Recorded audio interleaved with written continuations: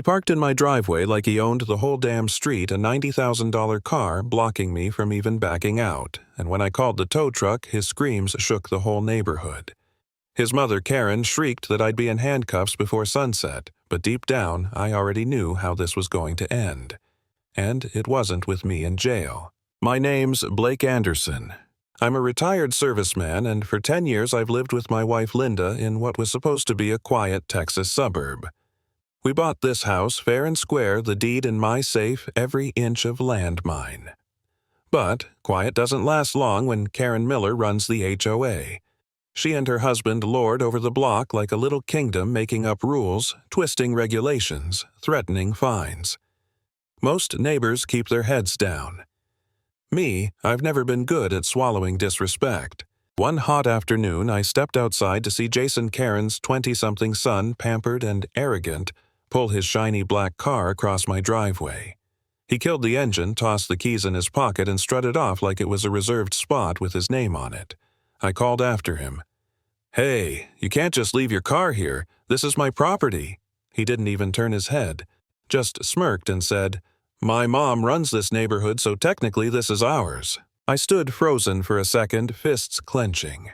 Across the street, Karen leaned on her fence with her arms folded, smiling like she'd already won. She didn't have to say a word. Her face screamed, "Try me." 2 hours passed. The sun baked the asphalt, and that black car gleamed in my driveway like a monument to arrogance. Linda whispered from the window, "Don't just wait. Do something." She knew me well enough waiting was not in my nature. I picked up the phone and called the tow company. When the flatbed truck rumbled into our cul-de-sac, curtains, twitched doors creaked open. The driver hopped out hesitant, but I pointed straight at Jason's car. "Take it. Now." The chains clamped, the hydraulics groaned, and that's when Jason burst out of his mother's house like a firework. His voice cracked into a scream. "You can't touch my car. This is theft." I didn't blink. The car lifted inch by inch, his panic rising with it. Karen charged down the steps, barefoot, phone glued to her ear. "I'm calling the cops," she shrieked, finger-stabbing at me like she was commanding a firing squad. Jason yelled, face red. "That's a 90-grand car. He's stealing it." The tow driver froze, glancing nervously at me. I leaned close. "Don't worry. It's blocking my private property. You're completely legal." He swallowed, nodded, and tightened the straps. Karen stormed closer, waving her phone in my face. "You're done. My husband is on the HOA board. This whole street belongs to us." Jason smirked like that was all the proof he needed. Inside, Linda kept recording calm behind the glass, and then came the sirens. Karen's grin widened. "Oh, you're going to love this," she sneered. "You'll be in cuffs before sunset." Jason puffed out his chest. "The second those cops show up, you're finished." And I'll admit it, my gut twisted. For a split second, doubt punched through my chest. What if they were right? What if this HOA circus really had the power to turn the law against me? I imagined being shoved into the back of a cruiser, my reputation in shreds, my neighbors whispering that Blake finally lost. For a moment, I thought about giving up, telling the tow driver to just drop the damn car and let it go. But then I saw Karen's smug smile and Jason's arrogant stance, and I remembered every rule I'd followed, every dollar I'd paid for this land. No, I wasn't going to fold. The police cruiser pulled up, lights flashing across the street. Karen raised her arms like she was unveiling a masterpiece. "Officer, arrest him. He's stealing my son's car." Jason waved his arms, shouting, "90 grand!" He hooked it without permission. For a moment, Karen's grin stretched ear to ear, then the officer's eyes landed on me. He stopped, blinked, and said slowly, "Wait a second." "Blake." Karen's face dropped. "What a no, don't listen to him, he's trespassing." The officer ignored her and stepped toward me. "General Blake, sir. I thought you retired years ago." The street went dead silent. Jason blinked. Karen's jaw hung open, and I finally let a smirk creep across my face. I didn't fight for this country just to be told I can't park in my own driveway. The cop turned sharp. "Ma'am, you'd better have proof for your claims. As far as I can see, this man has every right here," Karen sputtered. "This driveway doesn't belong to him. It's HOA property." Jason backed her up, yelling, "Everyone knows this block is HOA land." That's when I pulled the folded deed from my pocket, slow and steady. "Actually, this entire plot, driveway included, is deeded under my name. Bought and paid for 10 years ago." I handed it over. The officer skimmed it, nodded. "It's legit." His tone cut like steel. "Ma'am, if you made a false claim, that's fraud." The crowd gasped. Phones tilted closer. Neighbors whispering. Karen's color drained, but she spat back, "He forged it." I leaned closer, low enough for only her to hear. "You should have checked whose land you're trying to bully before sending your spoiled son to park here." Jason snapped, rage cracking his voice. "You'll pay for this.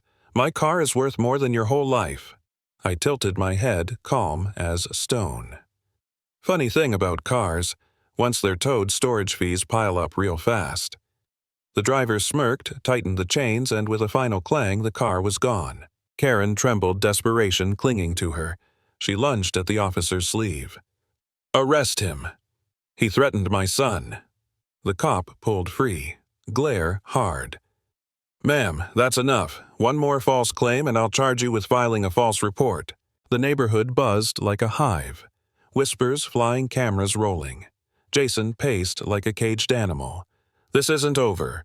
We'll sue you. We'll take your house." I leaned against my porch rail, arms crossed. "You can try, but make sure you can afford your lawyer after paying the impound fees." Laughter rippled through the crowd. Jason's face turned beet red, fists shaking, but he didn't dare swing. The officer planted himself between us. "Son, one more word out of line and I'll haul you in." Karen gasped. "You can't talk to my child like that. He's the victim here." The officer shook his head. "No, ma'am. He parked illegally, ignored warnings, and both of you tried to intimidate a homeowner. That's trespassing. That's not being a victim." For the first time, Karen's confidence cracked. Her voice trembled. You don't know who you're dealing with."